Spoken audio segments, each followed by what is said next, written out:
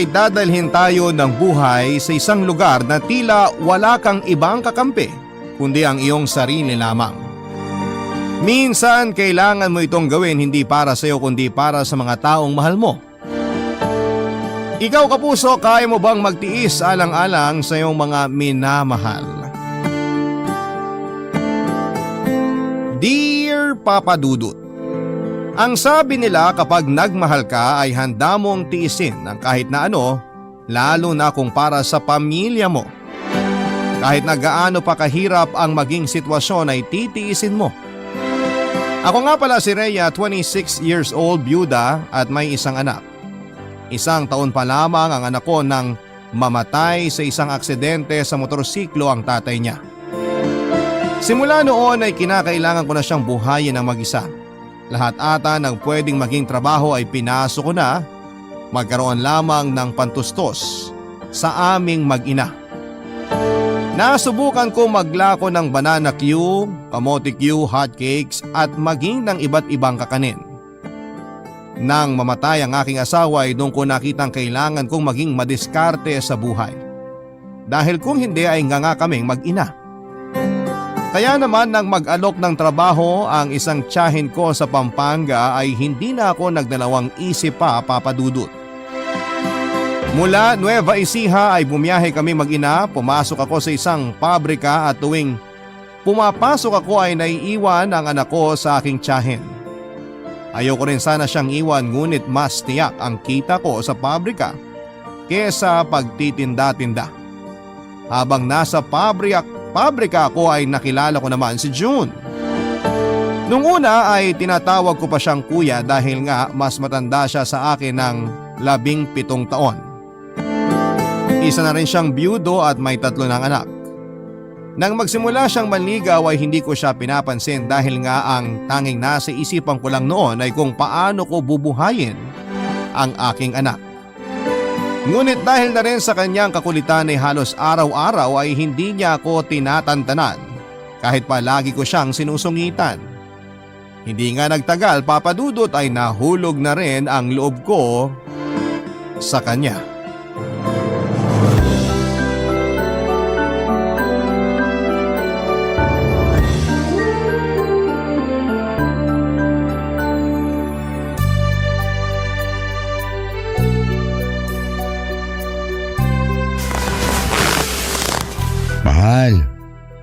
Mahal, gising na. Bakit? Ang aga pa eh. Pagluluto mo pa ako na agahan. Ha? Nakalimutan mo na bang kasal na tayo? Kaya syempre, sagot mo na ang agahan ko simula ngayon. Grabe. Isang araw pa lang tayong kasal, lumalabas na agad yung tunay mong kulay. Nasaan na yung pagsisilbihan mo ko araw-araw? Di ba ikaw din naman? Sinabi mo rin kaya yun. Nagbago na ba kagad ang isip mo dahil nakuha mo na ang katawan ko? Hoy! Ang kapal na mukha mo ha? Hindi ba dapat ako magsabi niyan? Ikaw naman, mahal. Hindi ka na mabiro. Halika na. Bumangon ka na at baka lumamig pa yung sinangag. Sinangag? Ah! Yun pala yung naaamoy ko kanina pa. Akala ko nananaginip ako eh. Ibig sabihin nakaluto ka na? Oo naman. Dahil unang araw natin bilang mag-asawa, ako muna magluluto ng almusal. Pero bukas ikaw na, ha? Ah! So sinasampulan mo lang ako kung paano yung gusto mong luto ng almusal mo, ganun ba? Hindi naman sa ganun. Gusto ko lang din matikman mo ang luto ko na bihirang-bihira akong ginagawa. Talaga? Makabango na nga at nang matikman yung espesyal na sinangag na yan. Sumunod ka na sa lamesa, ha? Magtitimpla lang ako ng kape. Naku, napaka-sweet naman pala ng asawa ko. Ipagtitimpla pa ako ng kape. Oo na, sige na, susunod na ako.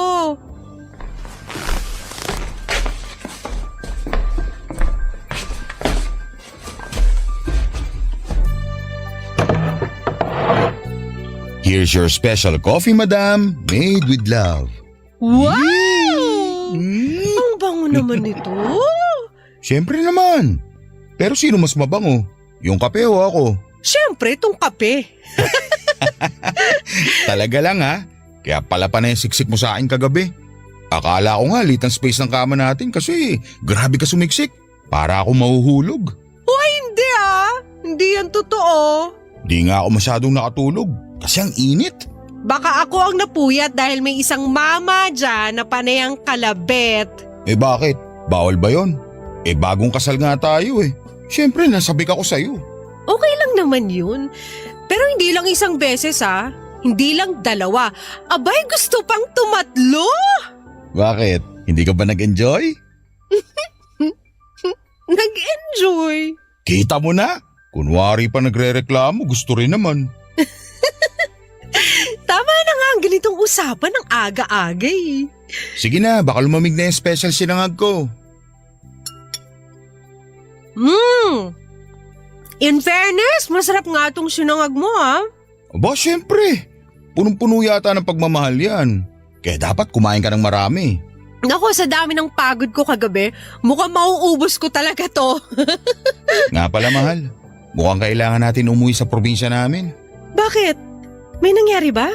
May sakit daw kasi si tatay. Ganun ba? Sige, kailan ba tayo aalis? Sa makalawa na siguro. Magpapaalam muna ako sa pabrika kasi baka kailangan natin magstay doon ng mga 1 linggo. Umuwi kami ng Lanao del Sur at sa kauna-unahang pagkakataon ay nakilala ko ang pamilya ni June. Nang magpakasal kami sa Huwes ay parehong wala ang aming mga pamilya. Una dahil malayo sila at pangalawa ay nagdesisyon kaming gawing sobrang simple lamang ang aming kasal. Doon ko lang din nakilala ang 3 anak ni June na puro mga lalaki. Aaminin ko papadudot na hindi madali ang naging sitwasyon namin.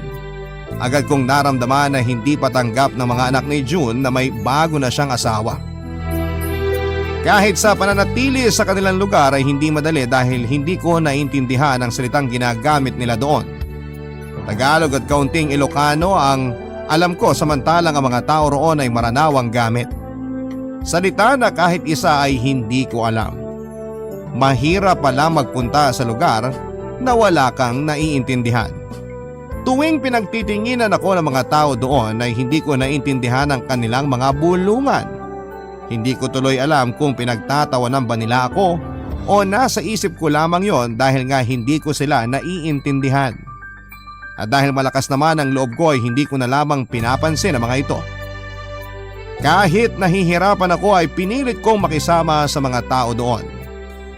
Mahal ko si June at kailangan ko ring matutunan at mahalin ang lugar na kinalakhan niya. Hindi madali pero kinakaya ko naman.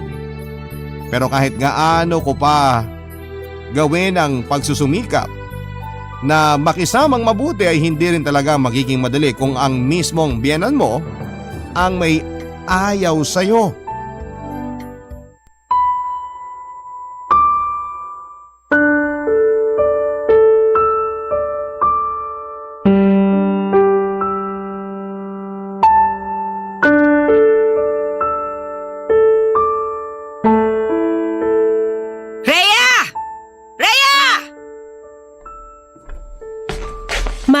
Bakit ho? Ikaw ba nagluto nitong tinola? Ako nga po. Ano ba namang klaseng timpla ito? Ikaw ba tinitikman mo yung mga niluluto mo? Opo ma, bakit po? May problema po ba?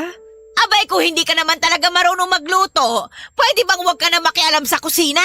Napakaalat ng sabaw ng tinola na to! Ganun ho ba? Naku, pasensya na po. Reremedyohan ko na lang po. Naku, ay wag na! At baka kung ano pang gawin mo na naman! Pasensya na kayo, ma. Pasensya. Alam mo namang high blood ang papa ninyo, tapos papakainin mo pa ng maalat. Abay, gusto mo na yata talaga matuluyan yan ah! Hindi naman ho sa ganun, ma. Pasensya na po talaga. Mag-iingat na po ako sa susunod. Eh nung isang araw naman, yung nilaga, walang kalasa-lasa. Saan ka ba natuto magluto? Mukhang hindi ka naman natuto.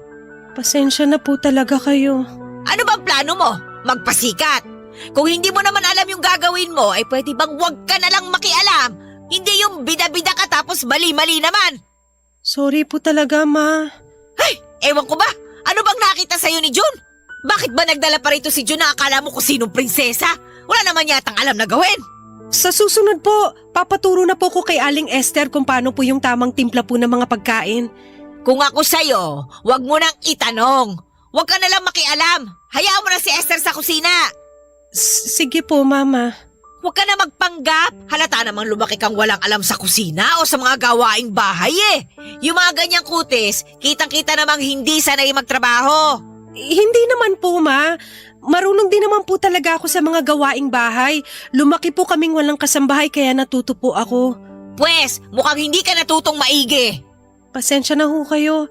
Mas pagbubutihan ko na lang po sa susunod. Ay nako, paano na lang pag kayong dalawa na lang ni Jun na magkasama? Baka naman puro anak ko na lang ang gagawa sa bahay ha? Hindi po ganun, Ma. Madalas po naghahati kami sa mga gawaing bahay. Lalo po ngayon na kakasimula lang po namin magsama.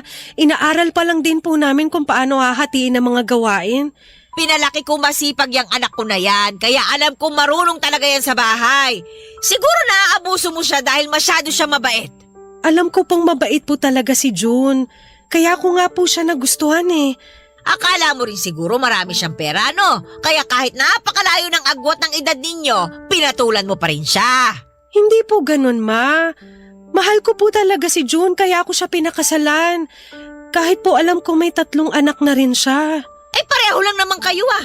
May anak ka rin naman, di ba? Baka nga kaya mo pinakasalan yung anak ko para may sumalo ng responsibilidad mo sa anak mo.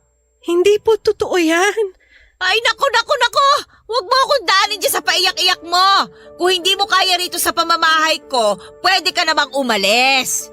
Alam ko pong hindi kayo agad maniniwala pero gusto ko pong malaman nyo na mahal ko po talaga si June. Ay bahala ka kung anong drama ang gusto mo. Basta ang sinasabi ko lang ha, huwag ka nang makialam sa kusina o sa kahit na ano rito sa bahay kung hindi mo naman alam. Para hindi ka nakakasira. Naiintindihan mo ba yon? Opo, pasensya na po talaga kayo, Ma.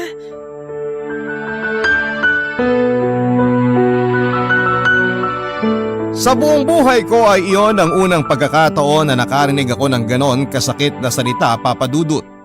Hindi ko maipaliwanag ang sakit. Tila ang bawat salitang binibitawan ng aking biyanan ay tumatago sa aking kaluluwa. Napakahirap lunukin at masakit mapagbintangan ng mga bagay na hindi naman totoo. Doble ang sakit dahil buong buhay ko ay alam kong wala akong ibang ginawa kundi ang magsikap at magtrabahong mabuti. At kahit na itanong mo pa sa mga taong nakakakilala sa akin ay alam nila kung gaano ko pinaghihirapan ang lahat ng bagay na meron ako. Ni minsan ay hindi ako namuhay na parang isang prinsesa katulad ng binibintang sa akin ng aking biyanan. Gustong gusto na siyang sagot-sagutin at awayin din. Pero pinipigilan ko ang aking sarili, hindi ako nanlaban o sumagot ng pabalang dahil mataas ang respeto ko kay June. Kahit papaano ay nanay niya pa rin yun. Sa halip ay pumasok na lamang ako sa aming kwarto at umiyak ng umiyak, Papa Dudut. Doon ko nilabas ang lahat ng inis at galit na nararamdaman ko mula sa mga sinabi sa akin ni Mama. Mga bintang na lahat ay hindi totoo. Hindi ko rin alam kung bakit ayaw niya sa akin. Hindi ko alam kung dahil ba may kaputian ako o baka dahil sa aking pananamit. Desente naman ang mga suot ko, siguro isa niyang hindi niya lamang ako gusto, Papa Dudut. Ang mga kwento ng pag-ibig, kwento ng buhay at kwento ng pag-asa. Nasa Spotify na, Barangay Love Stories. Pakinggan kahit kailan, kahit saan. Barangay Love Stories sa Spotify. Kinig na, kabarangay! Ang isang linggo ay naging isang buwan hanggang sa umabot pa ng ilang buwan. Hanggang sa umabot na kami ng 1 taon ni June sa Lanao. Kinailangan na naming magpaalam ng tuluyan sa pabrikang pinapasukan namin sa Pampanga dahil mas kailangan si June ng kanyang papa. Kahit papaano ay may naiintindihan ako sa mga salitang Maranao. Hindi ko pa rin kayang makipagsabayan pero nakakapamalengke na ako ng walang kasama. Medyo pamilyar na rin po ako sa mga lugar at mga tao doon. Meron nang nakakakwentuhan kahit na papaano. Pero iilan lang din. Dahil na rin siguro sa mga naririnig nila sa aking biyanan. Ang mga anak naman ni June ay napapalapit na rin ang loob sa akin kahit na papaano. Ako na ang umaattend sa mga meeting sa kanilang eskwelahan, lalo pat madalas ding abala si June sa bukirin ng kanyang ama. Ang aking biyana naman, mainit pa rin ang dugo sa akin. Kapag may mga bisitang dumarating sa bahay, halos hindi ako ipakilala. Na para bang wala akong silbi. Marami pa rin pagkakataon na pinagdadabugan niya ako at nasasabihan ng masasakit na salita, Papa Dudut.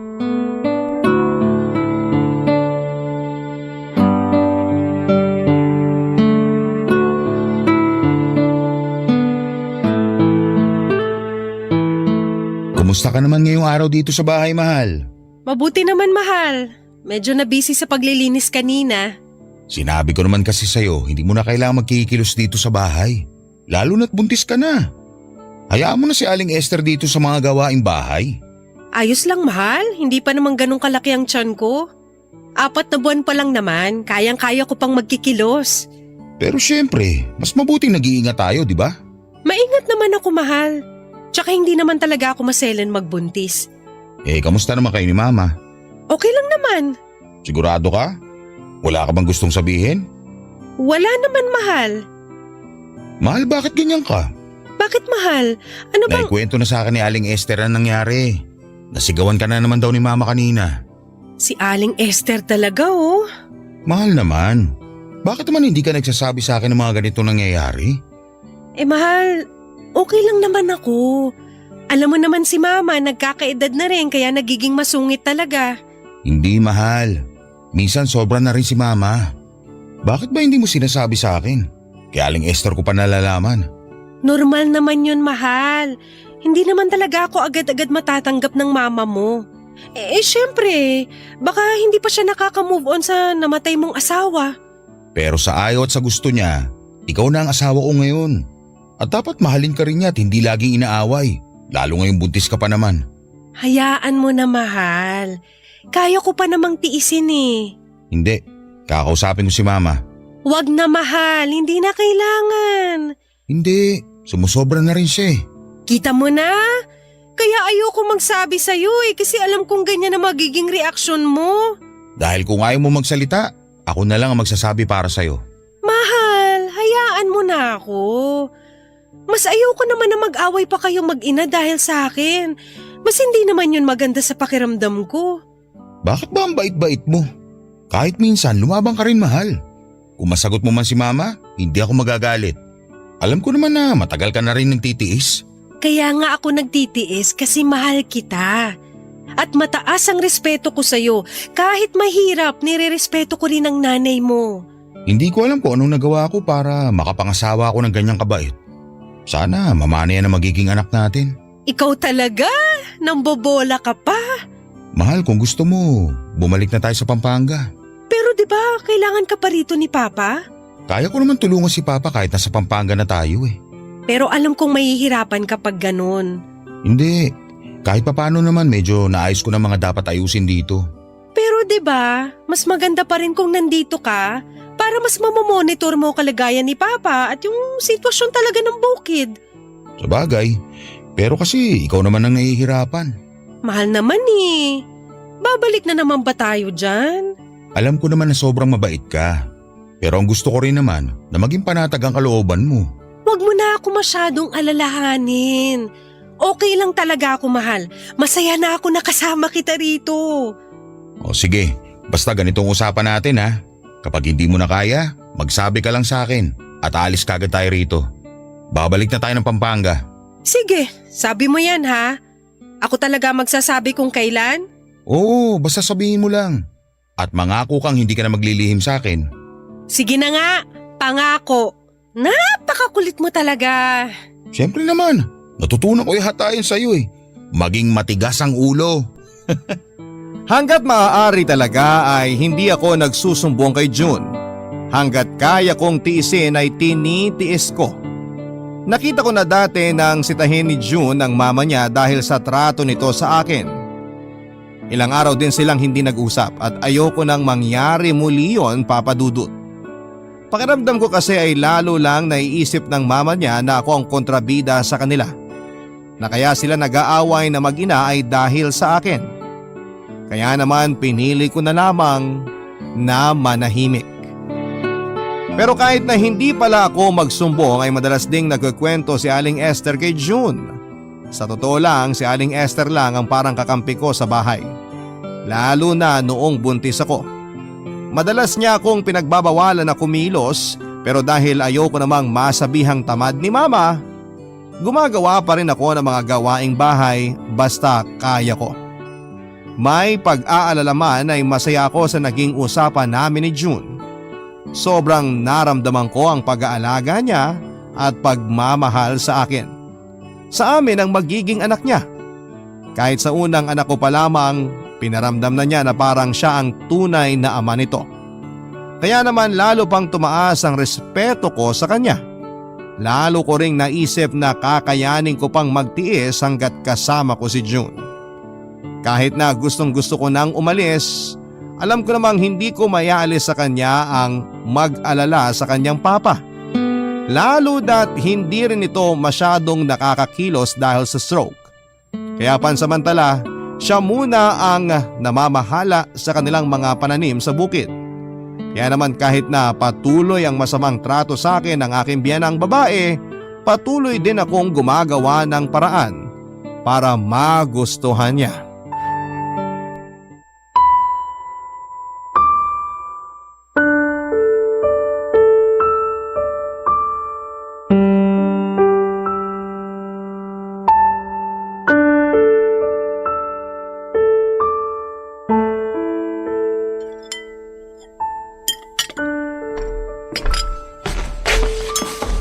Kumakain na ho pala kayo, ma?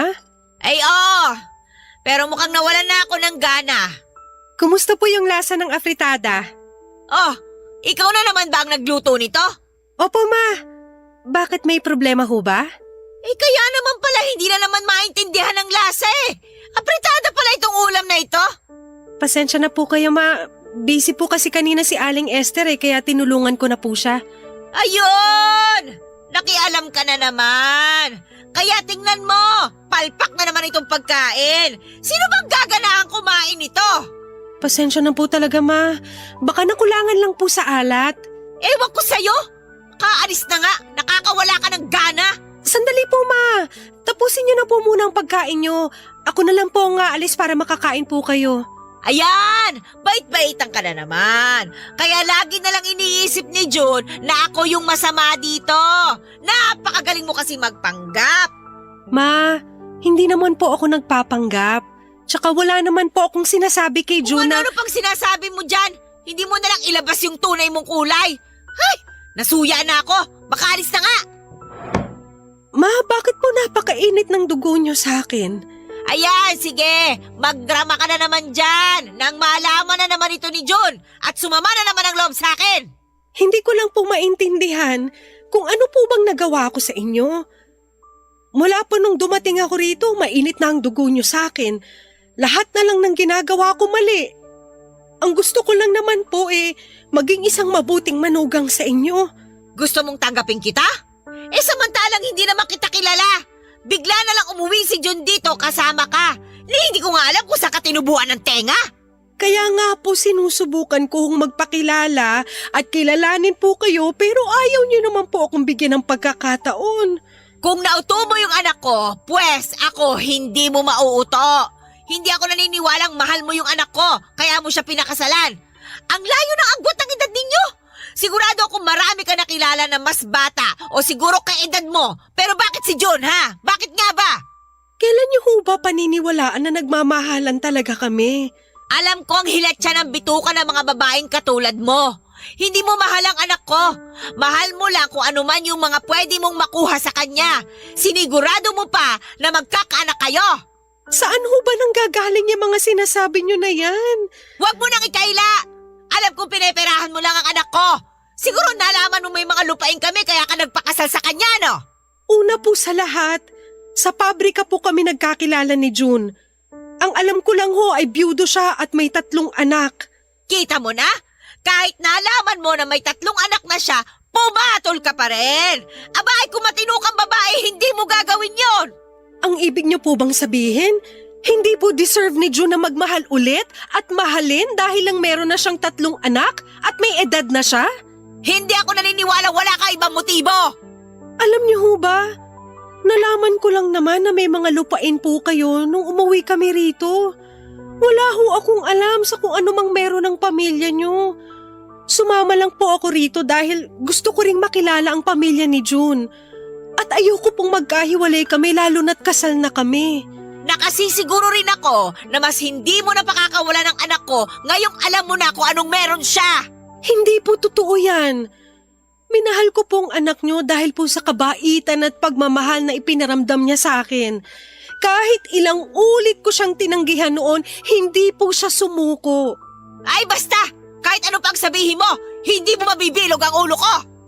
Ma, ano bang dapat kong gawin para paniwalaan niyo ko? Para matanggap niyo ko? Lahat naman po sinusubukan kong gawin eh. Alam kong pakitang tao mo lang lahat yan! Gusto ko lang din pong malaman niyo, hindi ko po ugaling mang-angkin ng hindi sa akin. Buong buhay ko mula pagkabata ko, lahat po ng gusto ko, pinaghihirapan ko. Hindi po ako namuhay na prinsesa tulad po ng lagi niyong sinasabi. Sinabi mo rin ba yung mga yan sa dati mong biyenan? Ma, wala na ako magagawa kung talagang sarado na ang isipan mo sa pagkatao ko. Gusto ko lang naman po talaga sana na bigyan niyo ako ng pagkakataon na kilalanin kayo at kilalanin niyo rin po ako. Pero kung ayaw niyo po talaga, wala na ako magagawa pa. Ah, anong gagawin mo? Magsusumbong ka ulit kay June para tuluyan ang lumayo sa akin ng anak ko? Yun na lang din po sanang ipapakiusap ko sa inyo.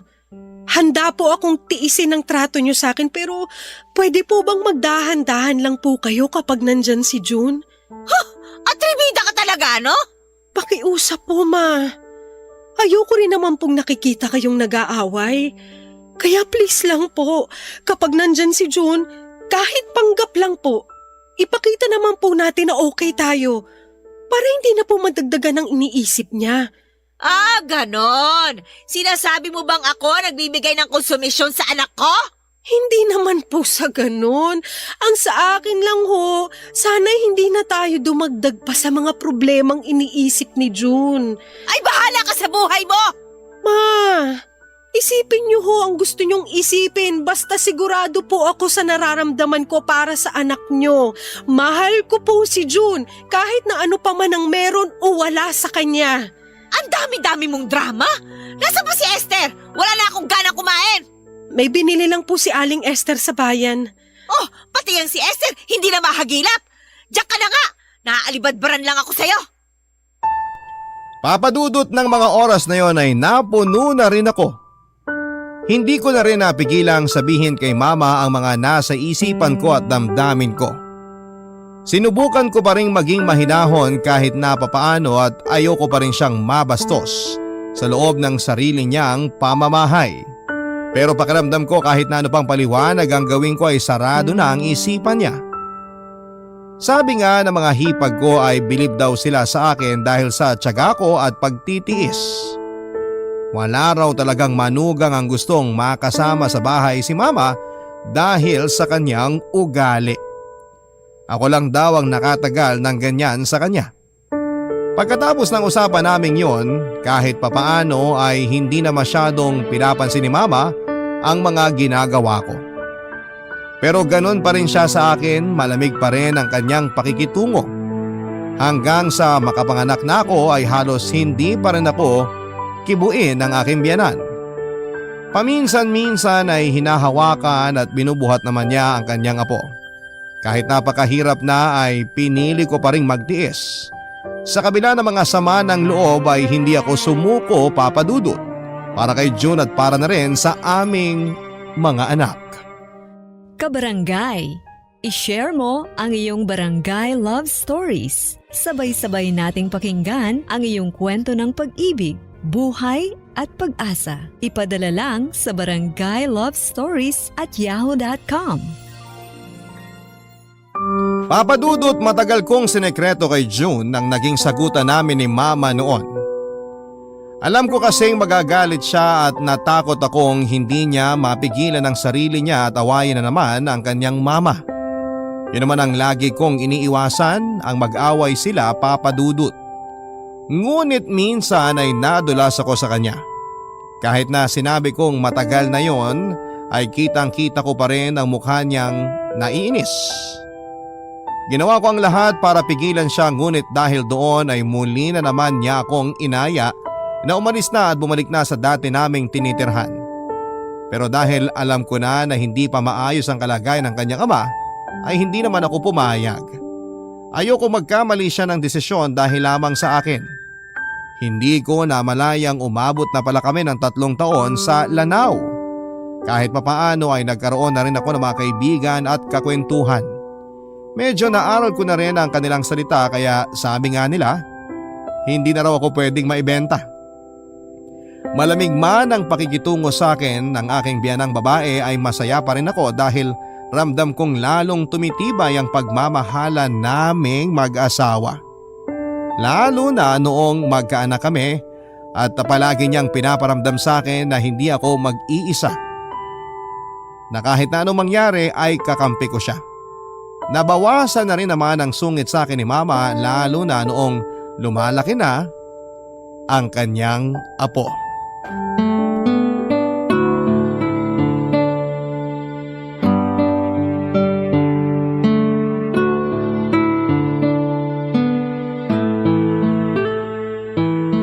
Mahal, tulog ka na ba?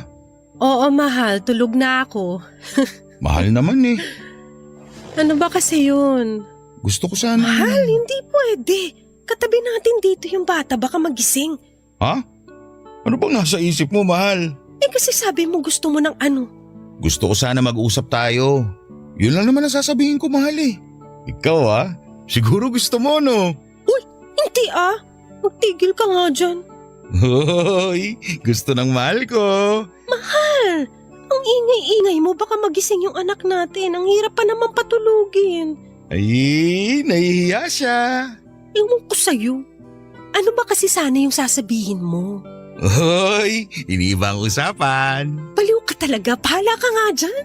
Ito naman, hindi na mabiro. Huwag ka na mapikon. Ano nga yung sasabihin mo? Itong mga nakaraang araw kasi, nag-uusap kami ni Papa. Nakita mo naman, di ba? Kahit papaano, umuokay na siya. Nakakakilos na ulit. Nakakapasyal na ulit dun sa bukid niya. Nakakatuwa nga na gumagaling naman na si Papa. Nung isang araw nga nabuhat na niya tong apo niya. Sobrang saya ng ngiti. Sayang hindi mo nakita. Talaga? Sayang nga, hindi ko nakita. O ano bang pinag-usapan niyo ni Papa? Naisip ko kasi na baka pwede na tayong umalis dito. Anong sabi ni Papa? Okay na ba sa kanya? Kaya niya na ba? Ayun nga, sabi ni Papa, kung gusto ro natin umalis, okay naman na sa kanya. Eh ikaw ba, ano ba sa tingin mo? Tingin mo ba kaya na talaga ni Papa kapag iniwan mo siya? Tingin ko naman kaya niya na. Tsaka nandyan naman yung katiwala niyang si Mang Ernie. Naisip ko rin na baka mas mapabilis pa nga yung recovery niya kung sisimulan niya ulit yung mga dati niyang ginagawa. Sa bagay, mas makakapag-exercise nga siya kung pupunta-punta siya sa bukid. Kaya sa tingin ko, pwede na tayong umalis talaga. Anong plano mo? Anong plano natin? Oo nga pala. So ano nga ang plano natin? Sabi kasi ni Papa, kapag umalis na tayo, bibigyan niya tayo ng pwede nating pampuhunan ng negosyo. Parang yun na rin daw yung kita ko dun sa 3 taon na ako namamahala sa bukid. Oh, kung aalis tayo, saan naman tayo pupunta? Babalik ba tayo ng Pampanga? Gusto mo pa bang bumalik dun? Iniisip kong pwede tayong bumalik dun o kaya umuwi sa inyo sa Nueva Ecija at doon na tayo magtayo ng negosyo.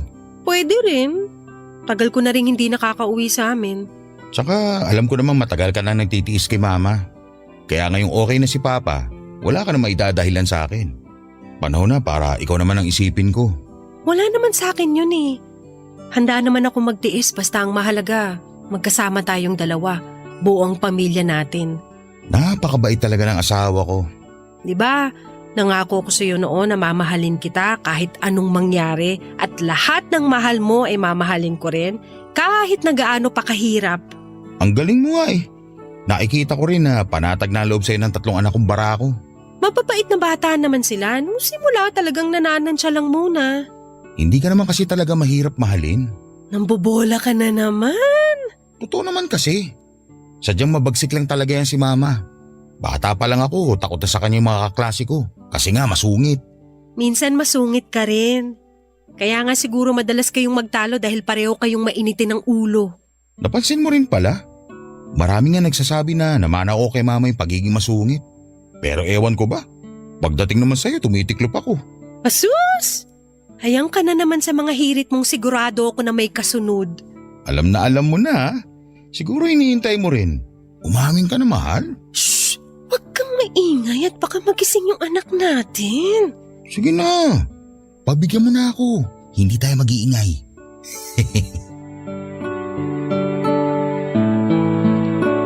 Nag-decide kami ni June na umalis na.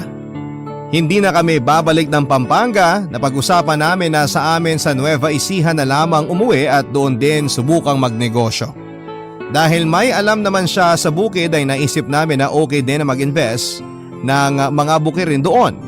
Hindi rin naman kami kaagad na umalis, mga 1 buwan bago kami tuluyang nagpaalam sa mga kilala namin doon. Ang 3 anak ni June ay nagdesisyon na huwag nang sumama sa amin at may iwan na lamang sa kanilang lola. Marami na raw kasi silang kakilala doon at mahirap nang magsimula muli sa bagong eskwelahan. Nangako kami na pipilitin naming makauwi-uwi doon para dalawin sila. Papa Dudut. Napansin ko na simula noong nagpaalam kami na aalis na kami ni June ay wala nang masyadong imik ang biyanang kong babae. Hindi na niya masyadong pinupuna ang mga kilos ko, ganon din ang mga luto ko. Naisip ko lang na siguro ay masaya na siya dahil sa wakas ay aalis na ako. Pero kahit papaano ay may lungkot din siguro dahil aalis naman ang isa niyang anak. Kahit na madalas silang magtalo ni June ay hindi naman maikakaila na si June ang pinakamalapit na anak sa kanya. Kaya gano'n na rin lamang ang protekta nito kay June, Papa Dudut.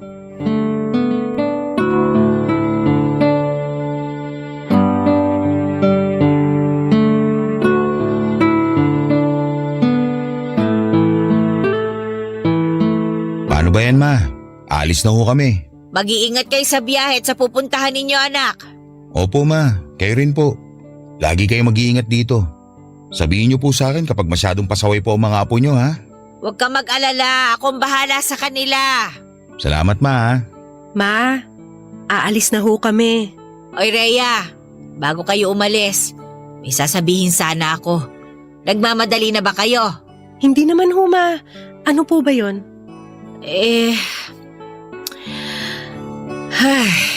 Okay lang po ba kayo, Ma? Okay lang naman ako. Parang medyo namumutla po kasi kayo. Ay, wala ito. Ang gusto ko lang talagang sabihin. Ano po yun, Ma? Huwag po kayong mag-alala. Hindi ko po pababayaan si June at ang apo ninyo. Aalagaan ko po sila. Alam ko naman kahit hindi ko yun ibilin, gagawin mo talaga yon. Ano po yung gusto nyo? Patawarin mo sana ako, Rhea. Po? Alam kong hindi ako naging mabuting biyenan sa'yo. Alam kong sobrang pinahirapan kita at pinasama ang loob habang nandito ka. Ma? Kahit hindi mo sabihin, alam kong sumama rin ang loob mo sa akin. Pero tiniis mo ng matagal. Ang sabi ko po noon kay June, lahat ng mahal niya mamahalin ko rin kahit gaano pa kahirap. Salamat dahil ni minsan, hindi mo ako binastos kahit na madalas kitang inaaway. Alam ko naman po na ginagawa niyo lang po yun dahil pinoprotektahan niyo lang din ang inyong anak at mga apo. Pero dapat, ginalang pa rin kita bilang ikaw ang pinili ni June na makasama niya habang buhay. Hindi ko nagawa yung dapat na mga ginawa ko. Dapat sana nagabayan kita kahit papano. Wala po yun, Ma. Marami rin naman po akong natutunan sa inyo. Talaga? Ano naman ang mga natutunan mo sa kasamaan ng ugali ko? Ma, dahil po sa inyo, lalo pa pong humaba ang pasensya ko. Tinuruan niyo ako maging matapang at huwag basta-bastang panghinaan ng loob. Ay, Salamat talaga, Rhea, anak, na pinagtiyagaan at pinagtiisan mo ang matandang katulad ko. Alam kong hindi ko na maibabalik ang panahon, pero sana ay mapatawad mo pa ako. Ma, napatawad ko na ho kayo, matagal na. Alam ko magiging isa kang mabuting asawa at ina. Huwag mo kong gagayahin, ha? Ma naman, gagayahin ko po yung pagiging protective nyo, pero hindi po yung ganong kahigpit o kasungit. Yung sakto lang. Oy siya, sige, mag-iingat kayo. Palagi niyo akong babalitaan, Rhea, ha? Naku, tama na nga ang dramahan na to. Sige na, isang group hug na nga at baka maiwan na kami ng biyahe. Oli na kayo rito. Ay naku, sige na, umalis na kayo. Mag-iingat kayo mga anak, ha? Mahal na mahal ko kayo. Mahal ka rin namin, ma. Kayo ni Papa. Mag-iingat po kayo palagi, Ma. Oh, babay na mga apo ko.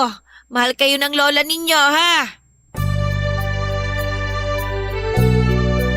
Simula nang makaalis kami ng Lanao at makauwi ng Nueva Ecija ay naging madalas ang pangungumusta ni Mama sa amin.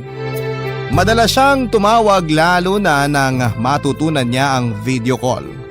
Kahit nga malayo ay napapadalas din ang pagpapadala niya sa akin ng kung ano-ano. Nang humingi ng tawad si Mama sa naging trato niya sa akin noon ay para akong nabunutan ng malaking tinik sa dibdib.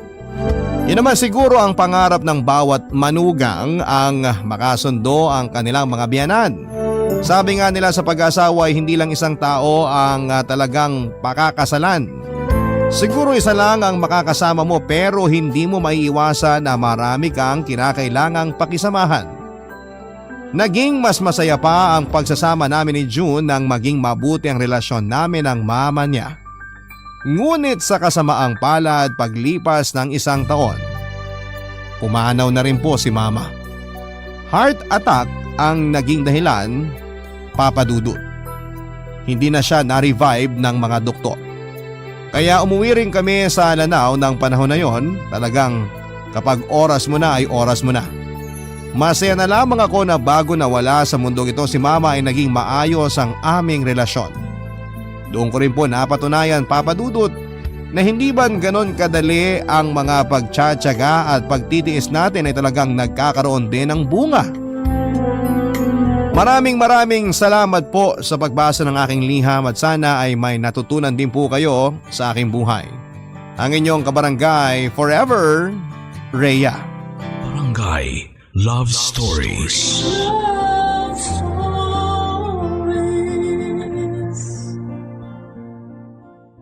Barangay LS 97.1 Number 1 Forever.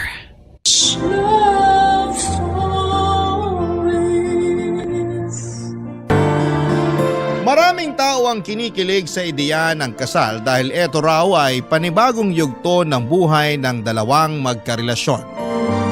Pero hindi lahat ay palaging handa pagdating sa ganitong hakbang. Ikaw kabarangay, kailan mo nakikita ang sarili mo na maglalakad palapit sa altar para sa kasal mo sa isang taong mahal mo? Dear Papa Dudut, just call me Janine, 38 years old at matagal nang tagapakinig ng inyong programa na Barangay Love Stories.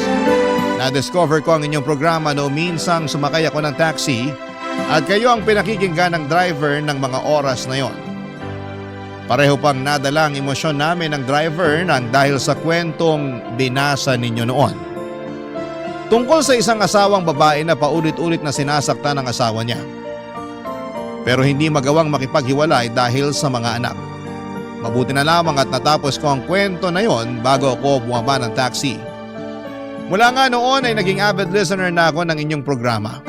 Dalang-dala ako kapag tungkol sa magkarelasyon o pamilya ang kwento na inyong iniere. May mga oras kasi na nakaka-relate din ako sa kwento na para bang ako yung letter sender.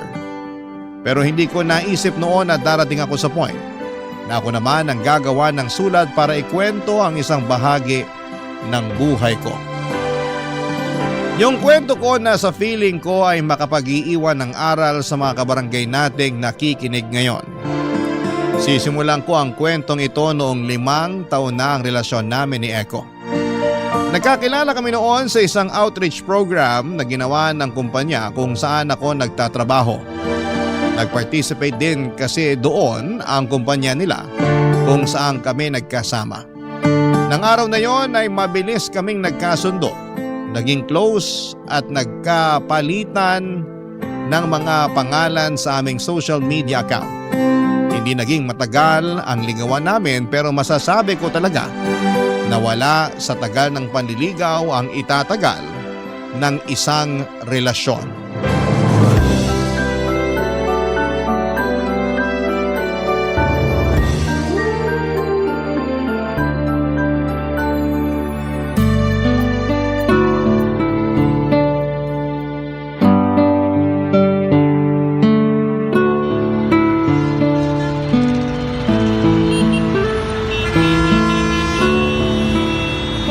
Grabe, sobrang traffic talaga sa area na to, no? Oo nga eh. Kakaandar lang ng sasakyan natin kanina tapos tumigil na naman tayo agad bago mag-stoplight. Iniwasan na nga natin ang rush hour pero naipit pa rin tayo sa traffic. Ganun talaga kapag family day tapos ganitong oras, B. Maraming mga tao ang nasa biyahe para umuwi galing sa mga kanya-kanyang date o family bonding. Sa bagay, may point ka dyan sa sinabi mo, B. Pero sarap talaga ng cordon bleu kanina na kinain ko dun sa bahay ng lola mo. Pati na yung buko salad nila, hindi talaga tinipid sa buko at gatas. Alam mo naman kapag dun sa bahay ni Lola ginanap ang family reunion at birthday niya, bawal tipirin ang mga rekado para sa pagkain na ihahanda nila. Kasi halos lahat ng mga kamag-anak namin, kahit yung mga nasa abroad, uuwi talaga para makipag-celebrate. Nakakatuwa nga kasi may program at pa-games pa talaga na ginawa kanina dun sa birthday ni Lola. Last year wala namang ganong pakulo, di ba? Wala nga, B. Ang gusto kasi ng mga tita ko, gawing mas espesyal ang 80th birthday ni Lola. Kaya nag-meeting pa talaga sila online para gumawa ng program at mga pa-games sa party. Grabe nga kasi ang daming nag-participate kanina. Kahit nga tayong dalawa hindi nakaligtas sa pagsali sa games, di ba? Oo, muntik pa nga sana tayong manalo sa newspaper dance kanina eh. Na out of balance kasi ako, kaya lumampasang pa ako sa nakatuping dyaryo habang buhat kita. Feeling ko nga, kailangan ko na talagang mag-diet. Mukha kasi nabibigatan ka na sa akin. Uy, hindi ah. Ang sexy mo kaya lalo na kanina. Kita mo nga, ang daming nakapansin ng mga kamag-anak ko na pumayat ka raw. Mas mataba ka raw nung huli ka nilang nakita. Tinanong nga nila kung ano raw ba ang diet ko. Sabi ko mahilig lang akong kumain ng stress sa trabaho kaya pumapayat ako. Yung isang tita mo na pinsan ng mami mo, nakailang tanong sa akin kung pinaghahandaan ko na raw ba yung pagbuo natin ng anak kaya nagpapapayat ako. Talaga? Ano namang sabi mo? Ang sabi ko, wala pa sa plano natin yun. Ni hindi pa nga tayo kasal tapos anak agad ang hinahanap nila sa atin. Si Lola nga, nakailang tanong din sa akin kanina kung kailan ba natin siya bibigyan ng apo sa tuhod. Actually, B, tinanong niya rin ako kanina nung kaming dalawa lang ang magkatabi sa sofa. Ang sabi niya pa, sana raw sa susunod na taon may kasama na tayong baby sa birthday niya. Masyado talagang excited si Lola na lalong palaki ng pamilya namin. Pero hindi ko rin naman siya masisi dahil karamihan sa mga pinsan ko na mas bata pa sa akin, may asawa at mga anak na. Yung mga pinsan mo na madalas nangungutang sa'yo, di ba? Oo, sila nga. Kita mo yun? May mga anak na nga sila pero parang hindi pa nila talaga kaya na bumuo ng pamilya. Kaya dapat, hindi minamadali ang pagpapakasal at pagbuo ng pamilya. Mas mahirap na ang buhay ngayon kumpara sa panahon ni na Lola. Kaya dapat din na maging mas tripling handa tayo bago tayo pumasok sa ganong klase ng responsibilidad. Papadudot masasabi ko na magkaiba kami ng ugali ni Echo. Sa aming dalawa, siya yung mas mahilig sa mga sorpresa. Mas makulit at mas maraming pakulo pagdating sa relasyon. Siya rin ang nagpaplano madalas ng mga out-of-town vacation namin. At maaga pa lang ay sinasabi na niya sa akin ang mga plano niya. Sa totoo lang kasi ay hindi ako mahilig magbakasyon. Lalo na sa malalayong lugar, papadudot. Medyo workaholic kasi akong tao kaya ayoko nang naiiwan ang matagalang trabaho ko sa opisina. Naiintindihan ko naman paminsan-minsan na kailangan din nating mag-relax at lumayo sa trabaho. Pero para sa akin kasi parte na ng pag-relax ko ang trabaho na ginagawa ko.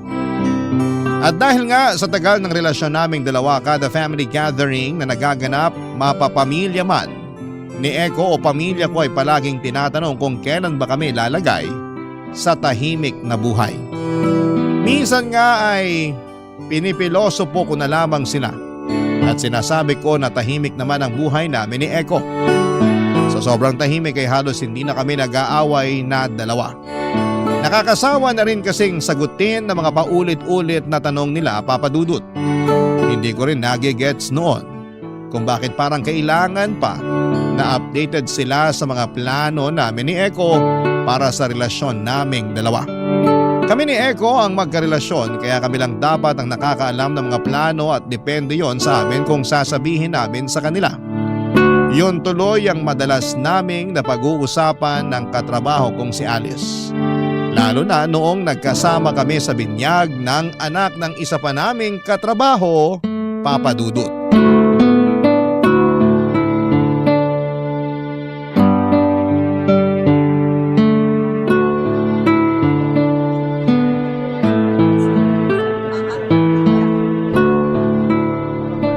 Alice, ang bongga ng birthday party ng anak ni Patricia, no? Correct ka dyan. Alam mo bang narinig ko kanina na pinag-uusapan ng dalawang bisitang tungkol sa venue na to? Ano namang sabi nila? Malaki raw ang ginastos ni Patricia para sa birthday party. Halata naman. Sa setup pa lang nitong party, kabog na kabog na.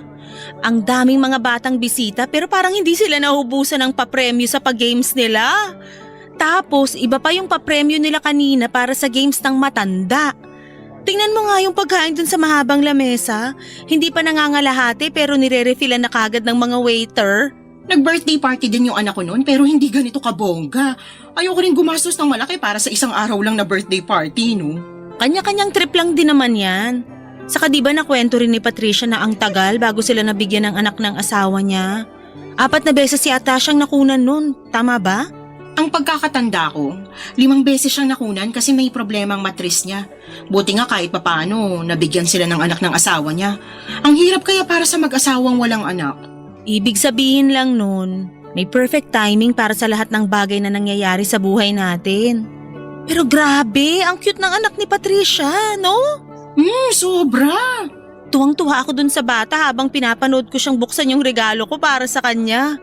Ang higpit ng yakap niya sa binigay ko na stuffed toy na unicorn. Mahilig siya sa stuffed toys, diba? Oo, kaya yun ang niregalo ko sa kanya. Nakakagigil lang talaga yung cuteness niya lalo na kapag ngumingiti siya at lumalabas yung 2 dimples niya. Para tuloy, gusto ko na rin magkaanak kapag nakikita ko siya. Gusto mo pala eh. Bakit hindi pa kayo magpakasal ni Eko? Ang sabi ko, parang gusto ko pa lang, pero hindi pa naman talaga buo ang loob ko. Alam mo, hindi ko talaga magets kapag nagiging topic natin ang tungkol sa bagay na yan. Ano namang mahirap intindihin sa hindi pa buo ang loob ko para bumuo kami ng pamilya? Hindi ko magets kasi parehas naman kayong may maayos na trabaho ni Eko.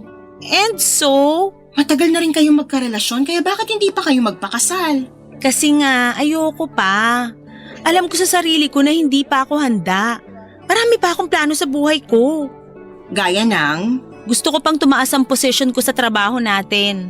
Gusto ko makakuha ng sarili kong sasakyan at makapag-travel din abroad.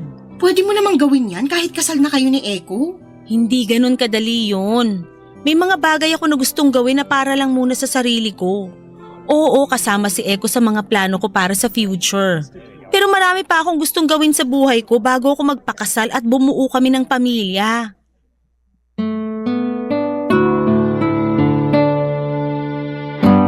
Papa Dudut, career woman talaga ako at kahit wala na sa kalendaryo ang edad ko ay marami pa rin akong plano sa buhay at trabaho ko. Marami po akong goals na hindi naaabot kaya hindi ko talaga priority ang pagbuo ng pamilya.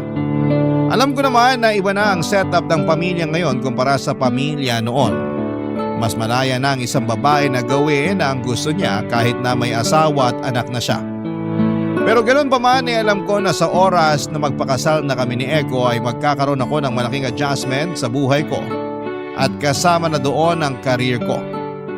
Naalala ko pa nga ang sabi ni Eko noon na ang gusto niya sana kapag nagpakasal kami ay nasa bahay na lamang ako para matutukan ang pag-aalaga sa anak namin.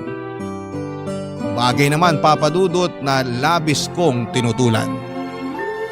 Mataas ang tingin at respeto ko sa mga housewife, pero alam ko sa sarili ko na hindi ako ganong klase ng asawa sa hinaharap.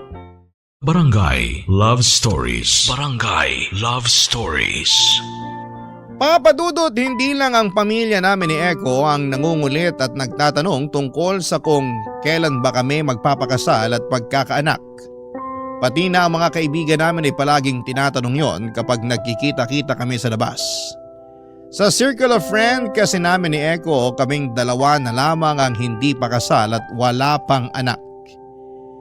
Inaanak nga namin halos lahat ng mga anak ng mga kaibigan namin. Kaya may mga oras noon na nakakapagod din talagang sagutin yung paulit-ulit nilang mga tanong.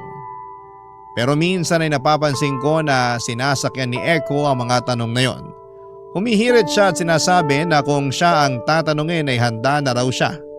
Napakasalan ako anytime sa kahit saang simbahan man.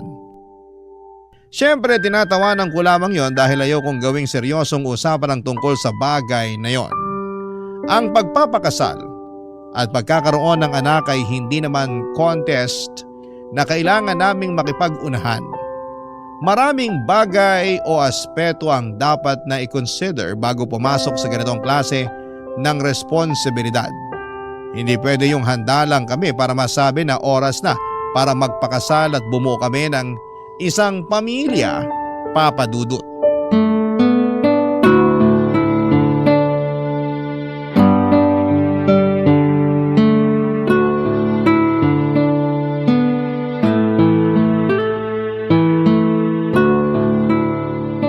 Grabe tita, solid sa sarap talaga tong pochero na niluto nyo.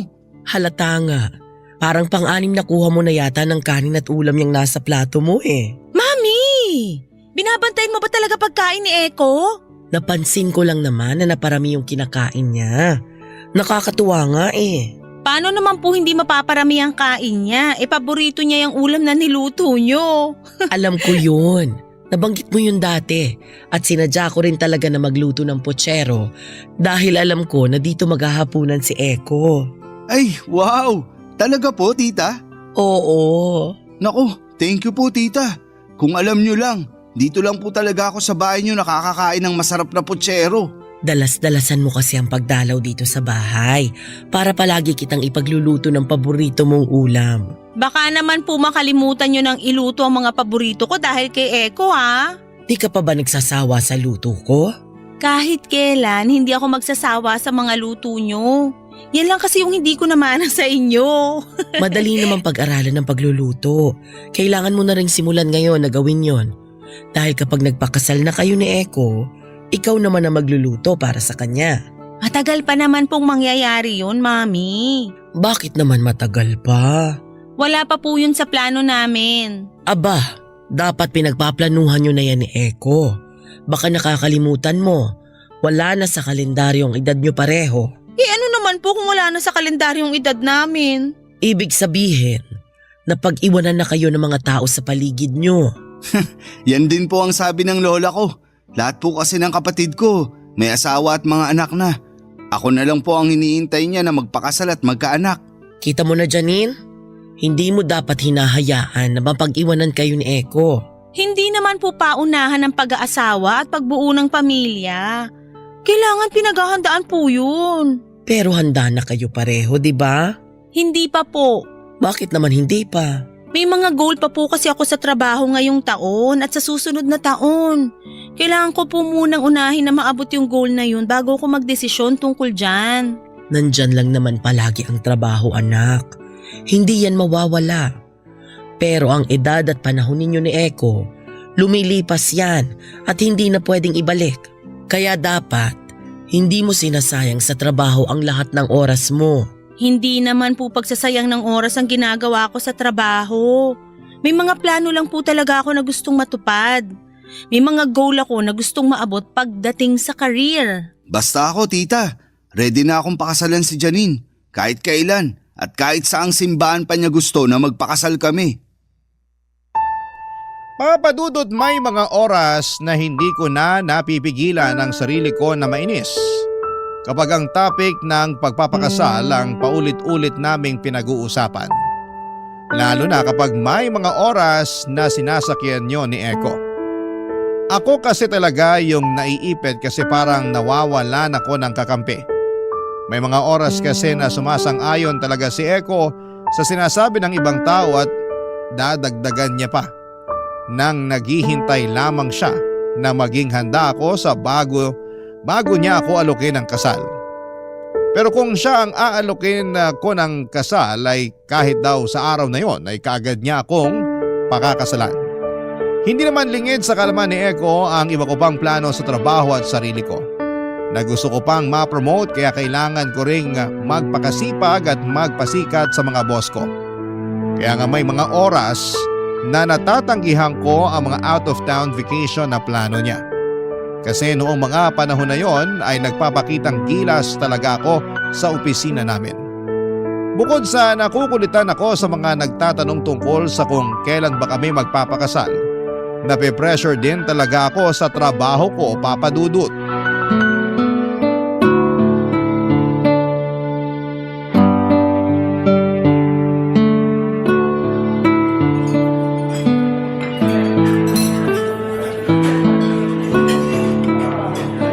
Tagal na rin pala mula nung huling beses na kumain tayo sa restaurant na to, no? Oo, parang halos 1 taon na rin yung nakalipas. Ang layo din kasi nito mula sa workplace natin pareho eh. Pero worth it naman puntahan at kainan, di ba? Sobrang worth it. Ang sarap kaya ng kare-karing bagnet nila dito sa blueberry cheesecake. Nasira na naman tuloy yung diet ko. B, hindi mo kailangang mag-diet kasi hindi ka naman talaga tumataba. Akala mo lang yun, pero tuwing magtitimbang ako, palaging may nadadagdag sa bigat ko. Kahit dumoble pa ang timbang at lapad mo, hindi pa rin magbabago ang pagmamahal ko para sa'yo, B. Naku, humihirit ka na naman dyan. Nagsasabi lang ako ng totoo. Alam mo naman kung gaano ako kapatay na patay sa'yo, di ba? Patay na patay talaga. Oo, kasi di ba, 2 beses mo akong binasted nun. Kasi ang sabi ko, hindi ko pa priority ang pakikipagrelasyon noon. Kakalipat ko lang sa bagong trabaho ko kaya stressed pa talaga ako nung mga oras na yun. Oo, alam ko yun. Kaya nga hindi ka agad ako sumuko. Kahit parang wala nang pag-asa na sasagutin mo ako. Grabe ka naman, B. Nung una pa lang may pag-asa ka na talaga sa akin. Siyempre medyo nagpapakipot lang talaga ako saka alam ko rin sa sarili ko na hindi pa ako handang pumasok sa relasyon nung nakilala kita. Ayoko lang din na maging unfair sa'yo noon kaya hindi muna kita sinagot. Oo, alam ko na rin yun. Kasi nasabi mo na rin sa akin ang tungkol doon. Pero thank you ah. Thank you saan? Kasi sa dinami-dami ng manliligaw mo, ako ang pinili mong sagutin. Makarami ka naman. 2 lang naman yung nagkasabay naman ligaw sa akin noon. At ikaw lang ang in-entertain ko. Akala ko nga hindi mo na uli ako tatawagan nung binasted uli kita sa pangalawang pagkakataon eh. Sinubukan talaga kitang tiisin. Pero ayun, hindi ko kaya. Kasi mahal na mahal talaga kita. Mahal na mahal din kita, B. Ay, ang sarap namang marinig ng mga salitang yan mula sa'yo, B. Pero grabe, ang bilis talaga ng panahon. Hindi ko napansin na 5 taon na pala ang relasyon nating dalawa. Ako rin, B. Akala ko nga, hindi mo matatagalan yung ugali ko kasi sobrang topakin ko. Okay lang, kasi mabilis naman ako nasanay. Grabe ka sa akin! Pakasal na tayo, B. Ano ka mo? Ang sabi ko, magpakasal na tayo, Janine. Ano bang nakain mo?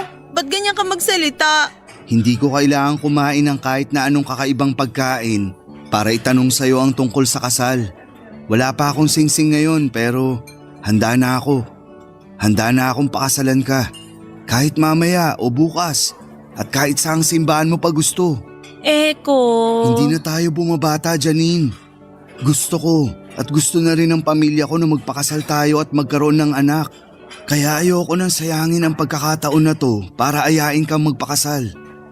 Matagal ko nang alam sa sarili ko na handa na ako.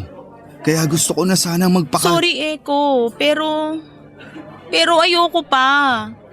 Ayokong pag-usapan ng kahit ano tungkol sa kasal. Kasi hindi pa ako handa. Hindi pa ako handa na magpakasal sa'yo at bumuo ng pamilya. Sana maintindihan mo na ayoko pa talagang magpakasal sa ngayon. Papadudot sigurado na ako na si Eko ang gusto kong makasama sa panghabang buhay. Siya lang ang lalaking nakikita ko na kasama sa altar at kapalitan ng pangako na habang buhay na pagsasama. Si Eko lang ang lalaking gusto ko na maging tatay ng mga magiging anak ko sa hinaharap. At bago ang gabi ng pagpopropose niya sa akin ay napansin ko na yung pagiging balisa ni Eko. May mga oras kasi noon na nahuhuli ko siyang nakatitig sa akin tapos kapag napatingin ako sa kanya, napapangiti na lamang siya bago umiwas ng tingin. Tapos napapadalas pa noon na isinisingit niya sa usapan namin ang tungkol sa plano para sa future naming dalawa. Kung saan ko raw ba gustong magpakasal. Kung ilan ang gusto ko na maging anak namin. Kung saan ko gusto na tumira at kung ano-ano pang bagay na tungkol sa buhay may pamilya. Medyo kinakabahan na talaga ako noon kasi may kutob ako na kung saan papunta ang mga kakaibang kinikilos niya. Hanggang sa dumating na nga ang gabi ng pagpopropose niya sa akin. At nang gabi na yon, halo-halo na ang emosyon na nararamdaman ko. Hindi ko na rin halos maintindihan at isa lang ang sigurado ako. Hindi pa ako handa na magpakasal kay Eko. Barangay Love Stories. Barangay Love Stories. Papadudot medyo kinakabahan din ako kay Eko noon kasi nakita ko kung paano namula ang mga mata niya at nagpigil pa ng luha nang sabihin kong hindi pa ako handa na magpakasal sa kanya. Nagbitaw siya ng malalim na buntong hininga bago saglit na tumahimik. Saglit po kaming nagpakiramdaman bago naging seryoso ang boses niyang tinanong kung tapos na ba akong kumain at nang sabihin kong oo ay kaagad na niyang kinuha ang bill namin at binayaran yon. Sinabi niya na ihahatid na niya ako pauwi. Nang pauwi na kami sakay ng kotseng minamaneho ni Eko ay naging tahimik lamang talaga kami sa loob. Sobrang awkward talaga kasi wala ni isa sa amin ang bumasag sa katahimikan na yon. At pagkatapos ng gabing yon ay naramdaman ko ang panlalamig ni Eko sa relasyon naming dalawa. Hindi na niya ako masyadong tinatawagan at tinetext. Hindi na rin siya masyadong nag-reply sa akin. Naintindihan ko na nasaktan ko siya pero labis akong nalulungkot noon. Kasi hindi niya naiintindihan ang sitwasyon ko, papadudot.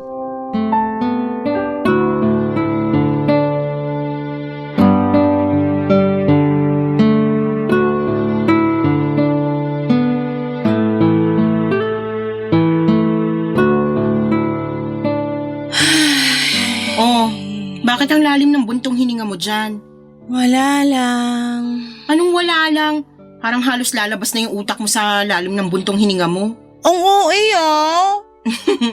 Ang OA din naman kasi ng buntong hininga mo. Ano ba kasing problema mo? Wala. Ayos lang ako. Wala? Talaga? Kahit halos hindi mo pa nagagalaw yung in-order mong one-piece chicken with spaghetti at soft drink? Wala rin kasi kung ganang kumain ngayon. Alam mo, puro ka wala. Ano ba kasi talagang gumugulo sa isip mo? Sabihin mo na sa akin para kahit papano gumaan ang pakiramdam mo. Ay, hindi okay ang ginagawa mong pagsasarili dyan sa iniisip mo o kung sa ano man yung problema mo. Dapat dyan kinukwento mo para naman maging maayos kahit papano yung nasa dibdib mo. Hindi yung puro kabuntong hininga tapos... inalok ako ng kasal ni Eko nung 1 linggo. OMG talaga? Oo. So ibig sabihin, magpapakasal na kayong dalawa? Grabe, Janine. Finally, naisipan mo na rin lumagay sa tahimik. Hindi yung puro trabaho na lang yung inaatupag mo. Sa wakas, mararanasan mo na rin kung gaano kasarap yung pakiramdam ng maging asawa. Sobrang excited na ako para sa'yo. So, kailan yung planong magpakasal at saang simbahan? May kilala akong wedding organizer na pwedeng makatulong sa inyo. Sabihin mo lang sa akin kasi malaki magbigay ng discount yun. Tsaka, ano pa nasabi ng mami mo? Sigurado ako na pati siya excited na para sa inyong dalawa ni Eko. Hindi ako sumagot ng oo nung alukin ako ng kasal ni Eko. Ano? Hindi pa kami magpapakasal. Bakit naman? Hindi pa nga ako handa. Yun naman ang palagi kong sinasabi pag nagtatanong kayo sa akin kung bakit hindi pa kami nagpapakasal ni Eko. Ayoko pa. Kasi marami pa akong plano sa buhay. Bakit hindi mo isama si Eko sa mga plano na yun? Gusto ko pa na i-enjoy ang buhay nang walang kahit na anong responsibilidad na nakatali sa akin. Sigurado naman na akong si Eko na ang gusto kong makasama habang buhay pero hindi pa ngayon. Marami pa akong gustong marating habang hindi pa kasal at wala pa kaming anak. May mga sariling goal pa ako na gustong maabot na pwedeng ma-delay kapag nagsimula na kaming bumuo ng pamilya ni Eko. Ano namang sabi ni Eko nang tanggihan mo yung alok niya sa'yo? Tumahimik lang siya noon tapos hindi na kami halos nag-usap. Iniiwasan niya rin ako.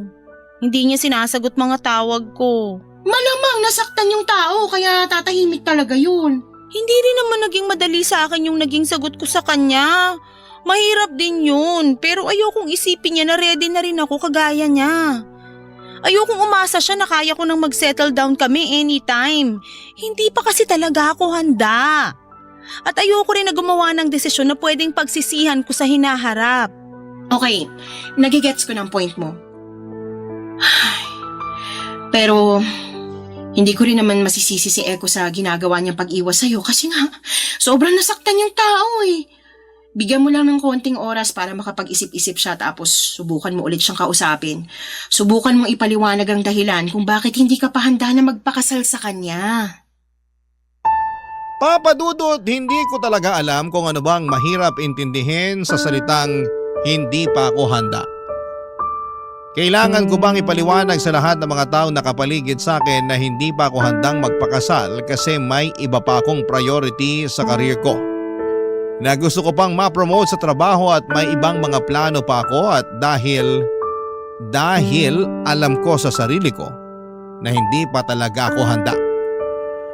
Ayoko namang tanggapin ang alok na pagpapakasal ni Eko sa akin kung alam ko sa sarili ko na napipilitan lamang ako. Ayoko rin talagang sakta ng damdamin ni Eko dahil mahal ko siya. Pero gusto ko lang talagang magpakatotoo. Kaya hindi ko talaga alam noong una kung nagkamali ba ako sa ginawa ko na pagtanggi sa alok na pagpapakasal ni Eko. Hindi lang naman siya ang nasaktan kung hindi pati na rin ako dahil sa pag-iwas na ginagawa niya sa akin noon. Nasasaktan ako, Papa Dudut, kasi parang hindi niya man lang sinubukang intindihin ang sitwasyon. Sa kabilang banda ako pa rin ang gumawa ng paraan para muli kaming magkausap ni Eko. Hinintay ko siya na makalabas sa building kung nasaan ang opisina nila.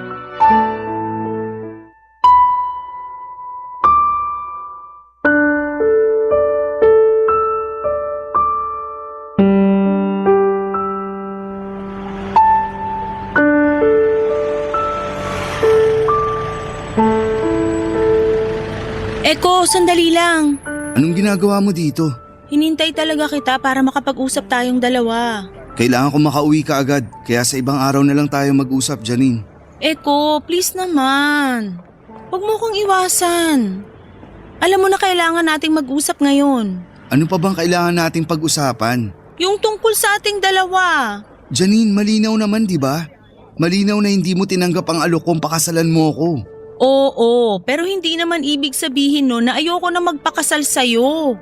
Wala naman akong balak na tapusin yung relasyon natin eh. Parang ganun na rin yun. Dahil pinaramdam mo sa akin na ayaw mo akong pakasalan.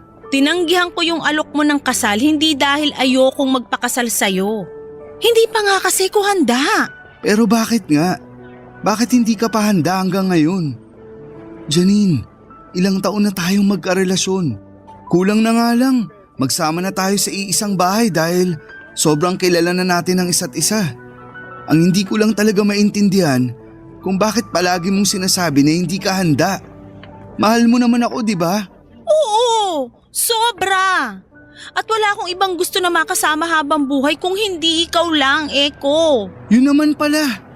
Bakit hindi ka pa magpakasal sa akin kung mahal mo naman pala ako?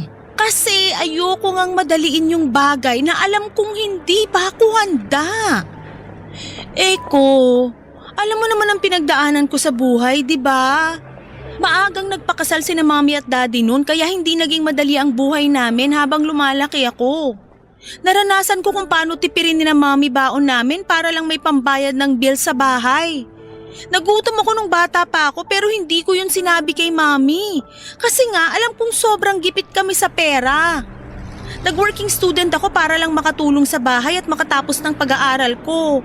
Marami kaming hirap na pinagdaanan bago naging maayos at magaang ang buhay namin. Kung iniisip mo na baka mararanasan yun ng magiging anak natin, hindi ko hahayaan na mangyari yun.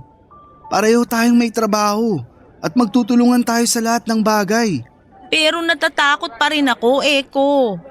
Palagi kong naririnig nun kay mami na marami pa siyang bagay na gustong gawin sa buhay bago sila nagpakasal ni daddy. Hindi siya nagsisisi sa pamilya na meron siya ngayon. Pero nagsisisi siya na hindi niya nagawang enjoyin yung buhay niya nung wala pa siyang anak. So, natatakot ka na baka magsisi ka sa oras na pakasalan mo ko? Hindi sa ganon, Eko. Natatakot ako na baka magsisi ako sa oras na itali ko na yung sarili ko sa isang napakalaking responsibilidad. Hindi naman laro ang pagpapakasal eh. Mas lalong hindi laro ang pagbuo ng sariling pamilya. Marami pa akong gustong marating sa career ko at marami pa akong goals na gustong maabot. Hindi mo ba maaabot ang mga yon ng kasama ako? Gusto kong patunayan sa sarili ko na mas may itataas pa ang estado ng buhay ko sa sarili kong pagsisikap. Gusto ko rin munang makita na mas gumanda pa ang takbo ng career ko. Hindi rin tumadali para sa akin. Nahihirapan ako, maniwala ka man o hindi. Takot na takot din ako. Kasi baka mawala ka sa akin. Eko, mahal kita. At kung talagang mahal mo ko, irerespeto mo yung desisyon ko.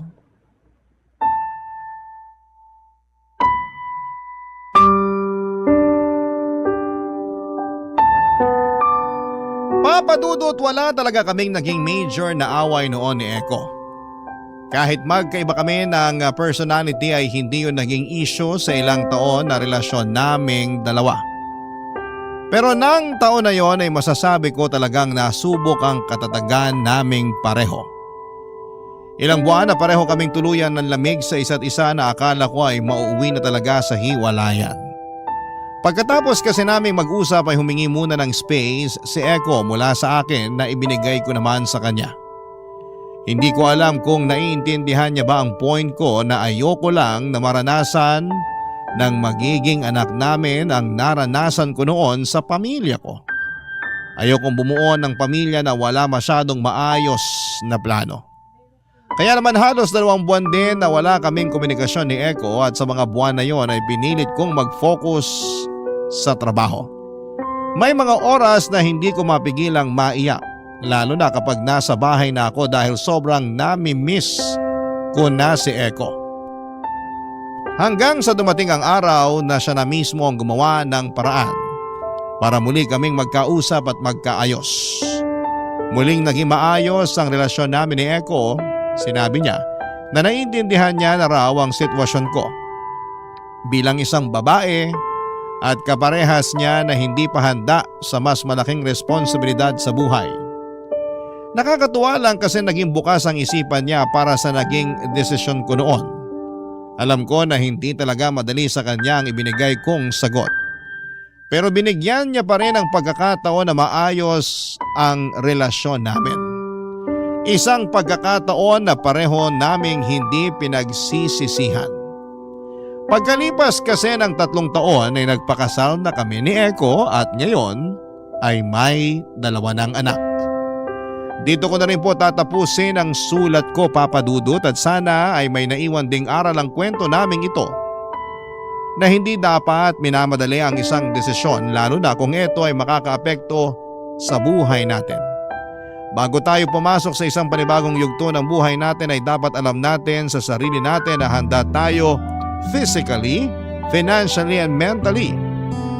Ang inyong forever kapuso at kabarangay,